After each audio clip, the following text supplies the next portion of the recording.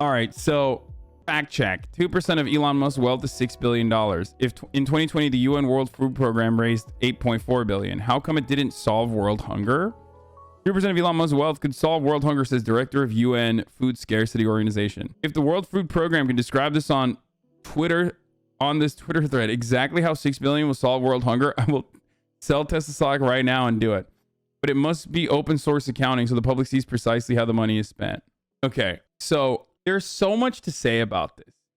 Like, first of all, the thing that I find really funny always about these sorts of conversations is like, obviously it's not like, yeah, give me direct cash, like give me $6 billion and then like we end world hunger. No, there is the largest problem with food shortages and famine and world hunger right now isn't necessarily that like poor people simply can't buy the food. It's the actual way in which we produce commodities. Food is a necessary resource for survival, but because of the capitalist organization of the economy, food is created for profit by those who want to make profit by selling the food as a commodity. Okay? But when that happens, we have a surplus of food here in the United States of America where we just dump it out because the alternative would be to actually give it away for free, which would then severely lower food prices, at which point, it would no longer be beneficial from a capitalist commodity production perspective to make food, okay, to make necessary items for survival, because all of a sudden you're like, well, what the fuck? Why am I making money? I can't make money doing food. I can't make money in the agribusiness. I can't make money, which is heavily subsidized to begin with. So obviously that is the main problem. Then on top of that, there are a boatload of logistical hurdles to overcome as well. It's not as simple as like, boom, I have money. All of a sudden it's fine. Now, ooh, Weeby, thank you for the theft of this beautiful article from Bloomberg Wealth. Elon Musk, the world's richest man, challenged the United Nations official claim that a small percentage of his wealth could help solve world hunger. Musk was responding to comments by David Beasley, director of the UN's World Food Program. You know, I'm just saying, look, I'm not the biggest fan of the UN, okay? And I think that a lot of these NGOs, they do a decent amount of work. They do really good work. Or even, these international programs, they do good work. It's necessary. But ultimately, they are sometimes shady. And in other circumstances, they could just straight up be like the Clinton Foundation, right? Which is like the peak of horrible business practices. But having said that, if I am a billionaire, the richest billionaire on the fucking planet, I probably wouldn't be like an evil villain posting on the timeline being like, I'm going to own the guy who runs the World Food Program. It's like, what are you doing? Are you literally just a villain? Like, he already has like the South African classic, at this point, cliche villain accent. You know what I mean? He's like, yes, I will destroy the UN World Food Program. That's right. I will destroy it. Millions of children around the world will go hungry because you dare defy me. You try to ratio me, Elon Musk. That's right. You will no longer exist. It's not a South African accent. I can't even do it. Worked at a place that danced around saying we couldn't give away food waste because homeless people may sue the company for allergies. They were owned by Tesco's huge UK supermarket. Yeah, no, it's fucking bullshit. Musk was responding to the comments by David Beasley. Beasley specifically called for action from Musk and Amazon.com Inc. co-founder Jeff Bezos, two men atop the Bloomberg Billionaires Index. Just $6 billion could keep 42 million from dying, Beasley said.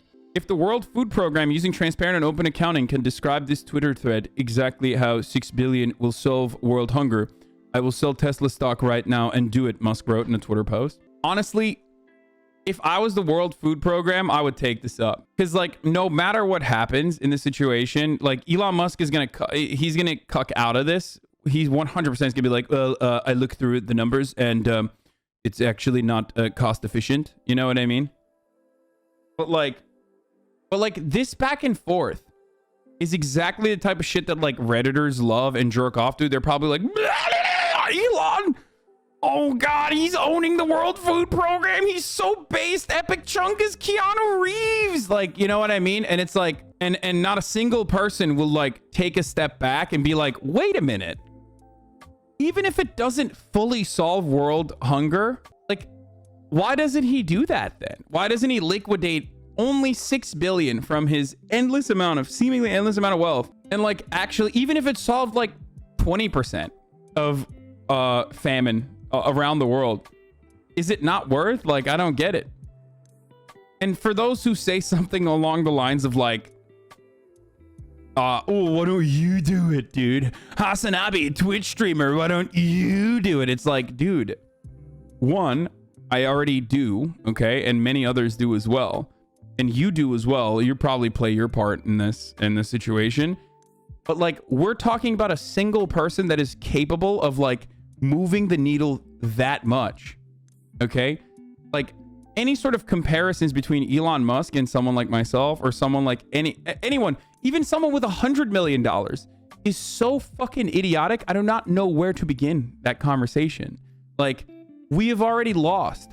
Elon Musk is already winning. The moment that like dudes who make 30 grand a year are yelling at dudes who make more than that, okay, but nowhere near to the degree, like, you know what I mean, of like a Elon Musk or Jeff Bezos. 10 people, the top 10, not 10%, the 10 wealthiest individuals in America were able to, if their like effective tax rate was increased to like, you know, like a mid-level manager with a good fucking accountant, if it was increased to like 20%, in like unrealized assets being taxed as well. So ultimately, like, the amount of money they make that year would be taxable somehow. They would be able to fund single-handedly, between the 10 top people, they were able to fund 10% of our fucking entire budget for the Build Back Better program. Like $350 billion over the course of the next 10 years, if they make more than $1 billion in like new wealth over the course of those 10 years, or if they make $100 million a year on top of that. Like, that is a completely insane level of...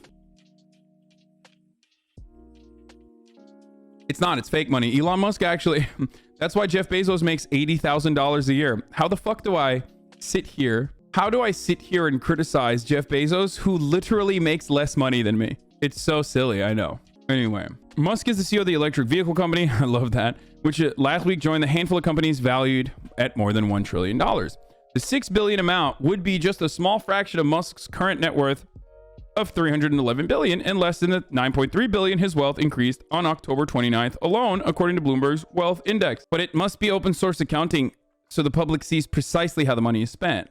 Tesla forms the vast majority of Musk's net worth. He's very rarely sold stock in the vehicle maker, whose shares reached a record $1,114 on Friday. His fortune has also surged thanks to his stake in SpaceX, a private space exploration company that was valued at about $100 billion last month. I wonder how SpaceX gets funded. Do we know? Does anyone know how SpaceX gets funded? Like, how much in government subsidies do they get? I mean, the damn near entirety of their work relies on NASA, publicly funded NASA research, obviously. But how much of what is the percentage of subsidies? I would love to find that out. Anyway, I mean, only recently they had a government bid for $2.9 billion. So, Los Angeles Times stirs debate Elon Musk's use of subsidies at Tesla, SpaceX, and Solar City. We don't even talk about Solar City. So that's like, covers 3 companies affiliated with Musk. Solar City ranked 28th, and our top recipients, SpaceX and Tesla Motors, ranked 22nd. Times responded to CNBC, according to the outlet, reporting that the depth and breadth of the subsidies awarded to these companies, and that it was up to the public to decide whether the size and scope of the subsidization is right. We agree. Specifically, the editor pointed out, Hirsch itemized it. Musk is correct about subsidies to oil and gas. That is true. Dude, Elon Musk, I feel like Elon Musk was created in a lab to fucking benefit the fossil fuel industry, because he is so patently unlikable. And a big chunk of like the way that the American government works is by moving the needle of subsidization or subsidies from one fucking area to the other, right? And currently, I don't know what this number has changed to, but in recent years, through all of my years of reporting, fossil fuel companies get 80% of the energy subsidies that the government offers, right? 80%. That's an insane number. And obviously, without those subsidies, none of these fossil fuel companies would be profitable, or, there wouldn't be fossil fuel extraction, okay, without the American government heavily subsidizing them, right? To the tunes of billions and billions of dollars a year. So a big part of our goal is, as leftists, as progressives in America at least, is to move that needle over to the green energy side. Elon Musk, on the other hand, is like the greatest beneficiary of these sorts of subsidies because of how fucking annoying he is, and because of how like overall corrupt and how much of a con man he is. Like every time that fucking dial goes towards the green side, I'm always like, fuck, man, we're just giving Elon Musk money.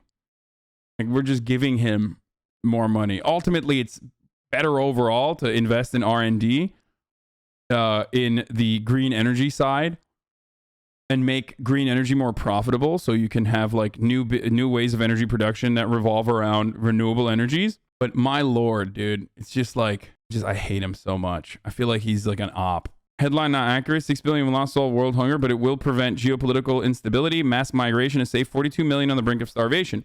An unprecedented crisis and a perfect storm due to COVID, conflict, and climate crises. With your help, we can bring hope, build stability, and change the future. Let's talk. It isn't as complicated as Falcon Heavy, but too much at stake to not at least have a conversation. I can be on the next flight to you. Throw me out if you don't like what you hear. Please publish your current and proposed spending in detail so that people can see exactly where the money goes. Sunlight is a wonderful thing. Instead of tweets, allow me to show you. We can meet anywhere, Earth or space, but I suggest in the field where you can see the World Food Program's people, processes, and yes, technology at work. I will bring the plan and open books. I mean, this doesn't seem like a good effort. Like David Beasley is so cucked. I mean, if you're the fucking executive director of the UN Food Program, you're used to sucking billionaire dick like on a regular basis. You're probably getting on your knees and polishing their fucking boots nonstop. But like even then, Elon Musk is like, it doesn't matter if you're polishing my knob, okay?